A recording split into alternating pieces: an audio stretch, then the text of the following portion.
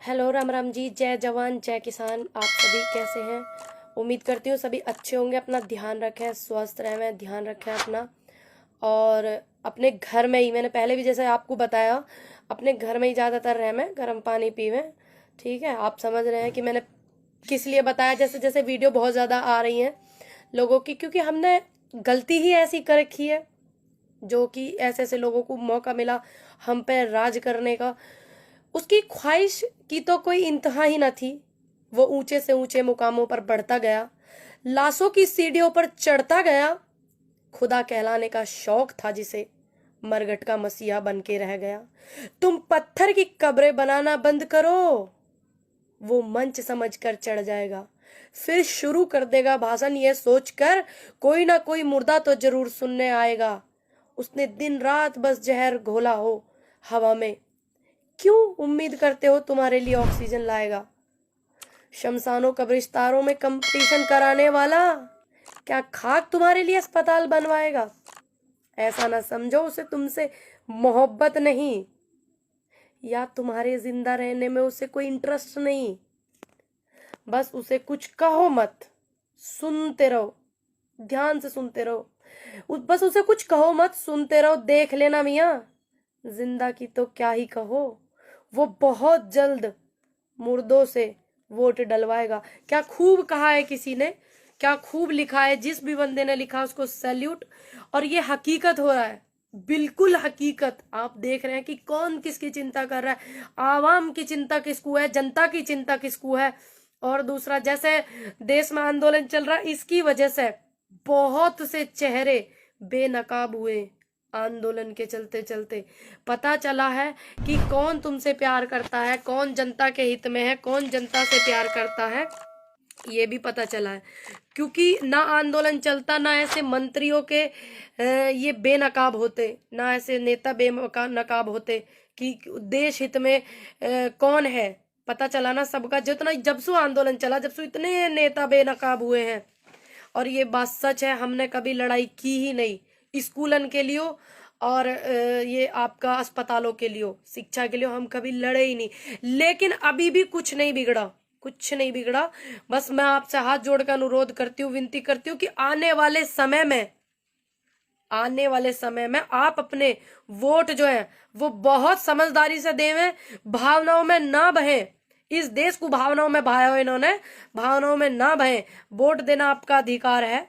आपने आप देखा मंत्री जी के क्या बोलते हैं, उनको बेड नहीं मिला, ऑक्सीजन नहीं मिली उनको। मंत्री जी हैं गाजियाबाद से, जो है बीके सिंह जी, शायद बीके सिंह नाम है उनका, नहीं मिला। तो हमारी और तुम्हारी और आम जनता की क्या वो है, जब मंत्री सार के को बेड नहीं मिल रहा, उनके भाइयों को, उन्हें कितनी कितनी दिक्कत, कितनी तकलीफ हो गई हमारे देश में। सबसे पहले तो मैं अपने पूर्व प्रधानमंत्री डॉक्टर मनमोहन सिंह के जल्दी स्वस्थ होने की कामना करती हूँ। भगवान से प्रार्थना करूं कि जल्दी, अच्छे व्यक्ति हैं, हमारे देश के प्रधानमंत्री रहे, हमारे देश को काफी हद तक उन्होंने अपना समय दिया है, अपना टाइम दिया है, हमारे देश में उन्नति उन्होंने की है, बहुत समझा है हमारे देश को। तो मैं उनके बहुत जल्द स्वस्थ होने की कामना करती हूँ, परमात्मा उन्हें जल्दी ठीक कर देवे। और ये जो लाइनें जिस भी बंदे ने लिखी हैं, थैंक यू मौलिक शक्ति भाई, मुजफ्फर भाई थैंक यू, सुरेंद्र भाई थैंक यू। जिस व्यक्ति ने ये लाइनें लिखी हैं जो मैंने आपको बताई है, जिस व्यक्ति ने क्या सोच समझ के लिखी है, बिल्कुल परफेक्ट बैठ रही है। आज कुछ आंकड़े भी छुपाए जा रहे हैं। अब कितनी भयंकर बीमारी हो गई है, सिर्फ एक ही बीमारी नजर आ रही है, अब और कोई बीमारी नजर नहीं आ रही। ऐसी बीमारी, इसने सारी बीमारियों को मार दिया है, देख लीजिए। ठीक, बशर्ते मोदी जी से अनुरोध करते हैं, मोदी जी आपसे बार बार अनुरोध कर रही देश की जनता। आप जिस राहुल गांधी को पप्पू पप्पू बताते थे, आपकी टीम के लोग पप्पू पप्पू बताते थे, उन्होंने कितनी समझदारी का काम करा, सारी रैली रैली रद्द कर दी। यूं तो देख लो आप, देश हित में। जब जिस व्यक्ति को आप पप्पू बताते हो, पप्पू होने के बावजूद उस व्यक्ति ने अपनी सारी रैली रद्द कर दी, जिन्हें आप पप्पू पप्पू बताते हो। ममता जी ने अपनी सारी रैली रद्द कर दी। आप देश हित में हो तो आप क्यों नहीं बंद कर रहे हो? क्या आपको सिर्फ वोट से मतलब है? क्या आपको बस चुनाव से मतलब है?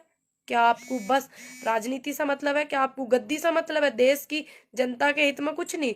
आप जब मानते हैं कोरोना हो रहा, कोरोना हो रहा, तो क्यों नहीं करते आप? फारूक अली सलाम भाई, थैंक यू भाई। क्यों नहीं कर रहे आप संदीप भाई? हेलो, क्यों नहीं कर रहे आप रैली बंद? ये तो बता दो जब आप देश हित में हो।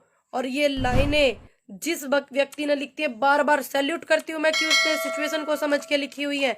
और यही हो रहा है, हम कभी लड़े ही नहीं। आगे हमने बिल्कुल ध्यान रखना, आगे हमने बिल्कुल भी नहीं लड़ना इन बातों के पीछे, जिस बातों पे वो लड़ाते हैं। हमें शिक्षा के लिए लड़ना है, अधिकार के लिए लड़ना है, हमने शिक्षा के लिए लड़ना है, अस्पतालों के लिए लड़ना है, जनता की जो सुविधाएं होनी चाहिए जनता को उसके लिए लड़ना है, गरीबों के लिए सुविधाएं होनी चाहिए उसके लिए लड़ना है। अब ये देखिए सारा सिस्टम खराब हुआ पड़ा, सारे के सारे गरीब फिर से पलायन करने वाले हैं। मोदी जी, कहाँ जाएंगे वो गरीब? क्या आपने कोई व्यवस्था सोची हुई है उनके लिए कि ये गरीब, इनका काम छूट जाएगा, पलायन करने वाले, इनके लिए क्या सोचा आपने जो जान लग रहे हैं अपने घर को? देखो कितना भरा पड़ा बस स्टैंड पास ही में, देखिए जाके भरा पड़ा है, गाजीपुर बॉर्डर के पास में बस स्टैंड है। क्या उनके खाने की कोई व्यवस्था करी योगी जी ने, मोदी जी ने? क्या किसी सरकार के बंदे ने करी? नहीं करी। सोचा आपने उनका घर परिवार कैसे चलेगा? आपने फटाक से बोल दिया कि ऐसे ऐसे लॉकडाउन लगा दो, ये कर दो, वो कर दो। जब आप प्रधानमंत्री हैं तो आपकी जिम्मेदारी बनती है, जो व्यक्ति परेशान हो रहा है आप उसको देखें। लेकिन आपको तो कुछ दिखाई नहीं दे रहा सिवाय बड़ी बड़ी रैलियों के। देना चाहिए दिखाई। पता ना आप तो किस गहरी नींद में सोए हुए। आपसे देश की बेटी और पूरे भारत की जनता बोल रही है कि आप मत करो, रैली मत करो, वोटों के लालच में रैली मत करो। आपसे जब अधिकार मांगो तो आप नई नई बात बना देते हो, नए नए कानून ला करके चुप करा देते हो, जेल भेज देते हो, ये कर देते हो। आप क्या कर रहे हो जब आप मानते हो आप किसानों को बड़ी नसीहत दे रहे हो, देश की जनता को बड़ी नसीहत दे रहे हो, तो आप क्यों रैली बंद नहीं कर रहे हो? मुझे तो इतना बता दो बस। है कोई जवाब? नहीं है। तीरथ रावत जी का बयान सुना, गंगे मैया की जय बोलो, कुछ नहीं होगा। ये भावनाओं में देश को भा रहे हैं। हम किसी भावनाओं के साथ खिलवाड़ नहीं करते, हम भी मानते हैं परमात्मा को, गंगा मैया को हम भी मानते हैं।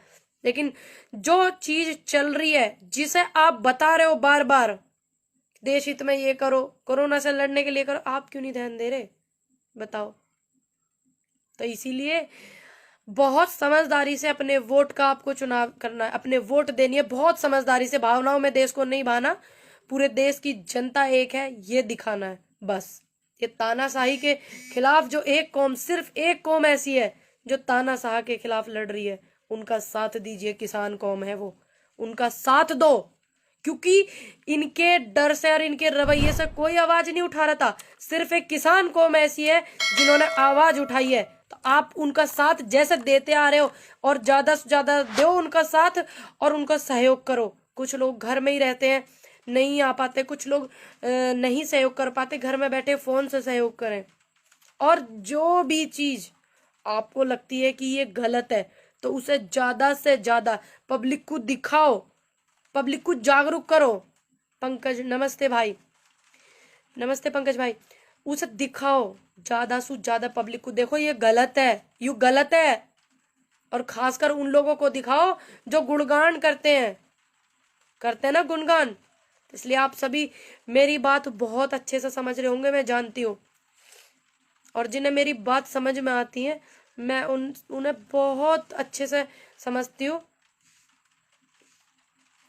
और जिनको नहीं समझ में आ रही है उम्मीद करती हूँ कि वो भी समझें।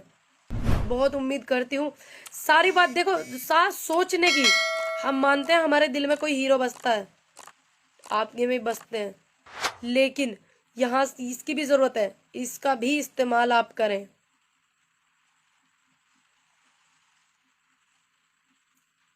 Very best of luck. Thank you thank you thank you thank you भाई।